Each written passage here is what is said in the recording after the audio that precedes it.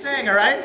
Now we're gonna modify it a little bit. Our goal is to make space, right? Control that inside space. But just like last week when we were in side control, if we got somebody who's latched onto us, right? My upper body's got underhook and I can't build any frames, go ahead and just lock your hands. Yep, so he's smishing me here, right? Might even be squishing my head with his shoulder, whatever that is, okay? Just like in side control, I can't get my frames in here now. But it leaves space for my hips. And this is why it's not the best habit to lock your half guard.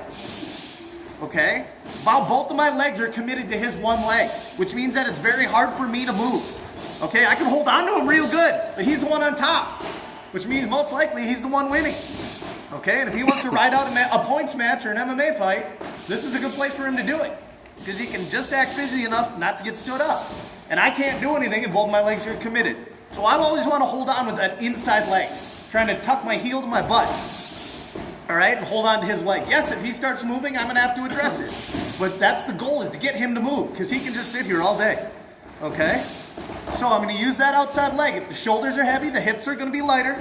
Trip out a little bit to tuck that butterfly hook in.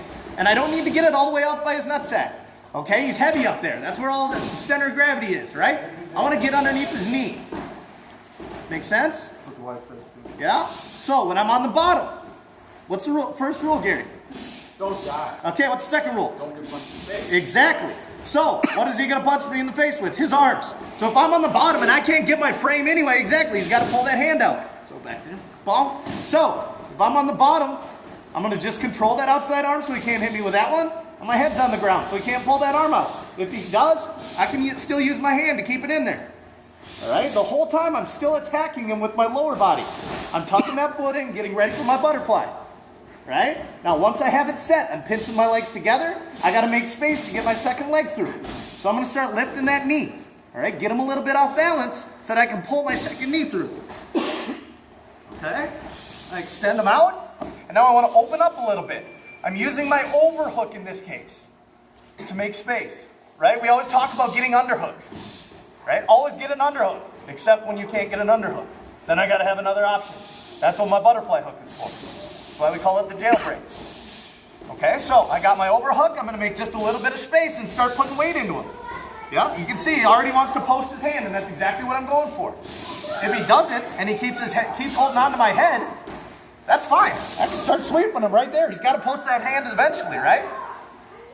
So he goes to post that hand. Just like we talked about last week, control the post.